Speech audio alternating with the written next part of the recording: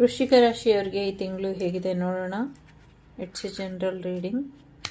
So financially ಸಕ್ಸಸ್ಸನ್ನು ನೋಡ್ತೀರಾ. ಒಂದು ಸ್ವಲ್ಪ ಆರೋಗ್ಯದ ಕಡೆ ಗಮನನ ಕೊಡಿ.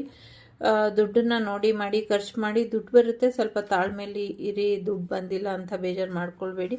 ಆನ್ ಟೈಮಿಗೆ ದುಡ್ಡು ಬರುತ್ತೆ ಅನ್ನುವಂಥದ್ದು ಕೂಡ ಇದೆ. ಕುಂಭರಾಶಿಯವರು ತುಂಬ ಇಂಪಾರ್ಟೆಂಟ್ ಅಂತ ಅನಿಸುತ್ತೆ.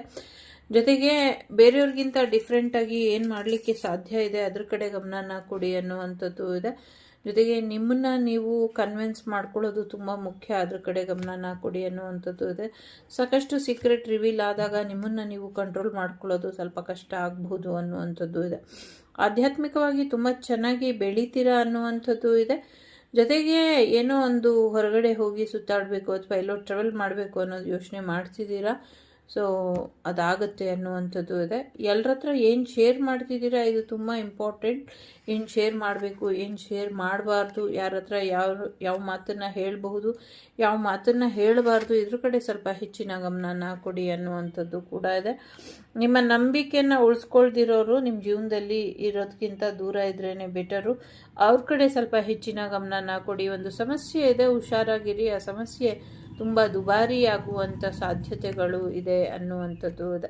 ನಿಮ್ಮೊಳಗಿನ ಮುಖವಾಡನ ಕಿತ್ತಾಕಿ, ಜೊತೆಗೆ ನಿಮ್ಮ ಜೀವನದಲ್ಲಿ ಯಾರು ಮುಖವಾಡ ಹಾಕ್ಕೊಂಡು ಆಟ ಆಡ್ತಿದ್ದಾರೆ ಅವರನ್ನ ಕೂಡ ನಿಮ್ಮ ಜೀವನದಿಂದ ದೂರ ಮಾಡಿ ಅನ್ನುವಂಥದ್ದು ಇದೆ. ತಾಯಿ ಆರೋಗ್ಯದ ಕಡೆ ಗಮನ ಕೊಡೋದ್ರ ಜೊತೆಗೆ ಒಂಚೂರು ಮೂಡ್ ಸ್ವಿಂಗ್ಸಿಂದ ಹೊರಗೆ ಬನ್ನಿ ಅನ್ನುವಂಥದ್ದು ಇದೆ. ಒಂಚೂರು ಮಾನಸಿಕ ಶಾಂತಿ ಕಡೆ ಹೆಚ್ಚಿನ ಗಮನನ ಕೊಡಿ ಅನ್ನುವಂಥದ್ದು ಇದೆ. ಒಂದು ಸಡನ್ ನ್ಯೂಸ್ ಬರುವಂಥದ್ದು, ಫೋನ್ ಕಾಲ್ ಬರುವಂಥ ಸಾಧ್ಯತೆಗಳು ಕೂಡ ಇದೆ. ಫೋನ್ ಬಂದೆಲ್ಲೋ ಸಡನ್ನಾಗಿ ಟ್ರಿಪ್ ಹೋಗುವಂಥ ಸಾಧ್ಯತೆಗಳು ಕೂಡ ಹೆಚ್ಚಾಗಿ ಇದೆ. ಜಾಗ ಖರೀದಿ ಮಾಡುವಂಥ ಸಾಧ್ಯತೆ ಇದೆ. ಕೋಪನ ಕಡಿಮೆ ಮಾಡಿಕೊಂಡ್ರೆ ಬೆಟರ್ ಇದೆ. ಸೊ ಎಲ್ಲೋ ಒಂದು ಕಡೆ ಡ್ರೈವಿಂಗ್ ಕೂಡ ಮಾಡ್ಕೊಂಡು ಹೋಗ್ಬೇಕಾದ್ರೆ ಒಂದಷ್ಟು ಸಮಸ್ಯೆನ ಮಾಡ್ಕೊಳ್ತೀರಾ ಅನ್ನುವಂಥದ್ದು ಇದೆ.